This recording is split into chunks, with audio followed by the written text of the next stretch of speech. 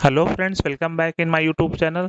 और सबसे पहले मैं बताना चाहूँगा, मेरा नाम नरेंद्र कुमार है और मैं डिपार्टमेंट ऑफ पोस्ट में पिछले 2 साल से एज ए बीपीएम पद पे काम कर रहा हूँ।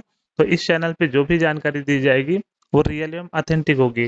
तो यदि आप चैनल पे पहली बार विजिट किए हैं तो प्लीज़ चैनल को सब्सक्राइब करें और वीडियो के साथ बने रहें।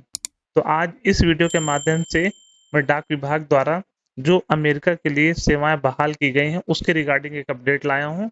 तो प्लीज़ वीडियो के साथ बने रहें और हम देखते हैं कि क्या है डिटेल से इसको। तो अति आवश्यक यूएसए के लिए इंडिया पोस्ट सेवाएं बहाल।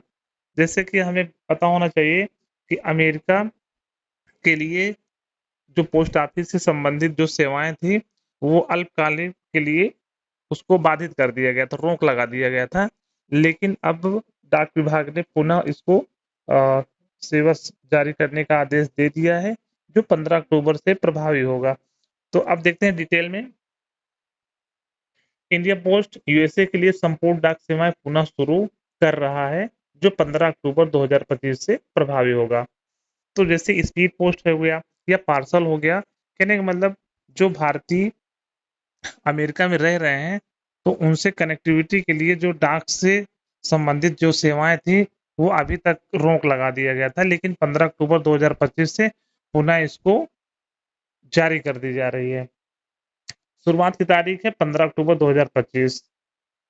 अब देखिए, पृष्ठभूमि में यूएसए द्वारा डी मिनिमिस उपचार की निलंबित करने के कारण 25 अगस्त 2025 से सेवाएं स्थगित कर दी गई थी।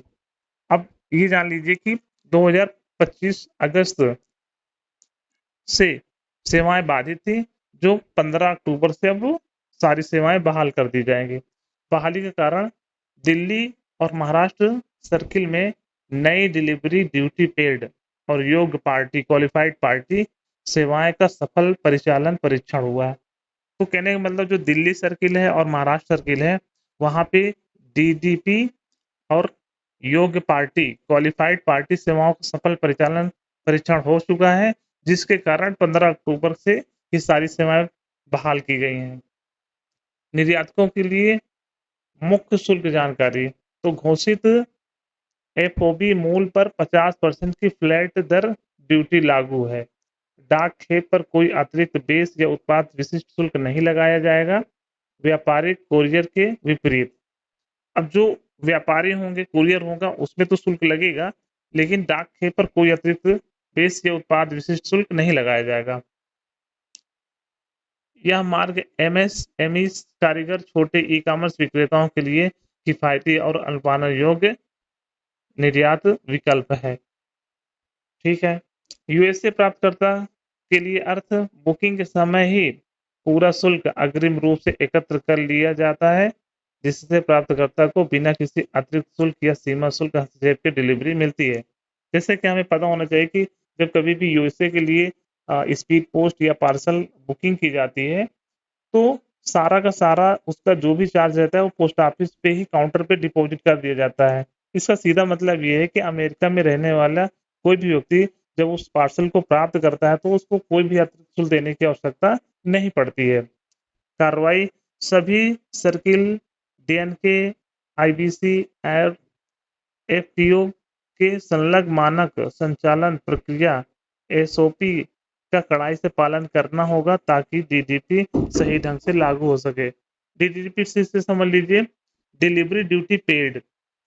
इसको सही से लागू होने के लिए कड़ाई से पालन करने की आवश्यकता होगी। तो ये इंडिया पोस्ट के पहले डीडीपी कार्यान्वयन के लिए एक बड़ा मील का पत्थर है।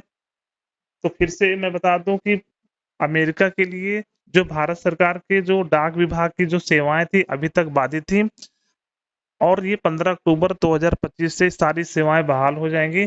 तो जितने भी भारतीय मूल के अमेरिकी नागरिक हैं जिनका संबंध भारत से है या किसी तरीके वो जुड़े रहते हैं, तो उनके लिए एक अच्छी खबर है।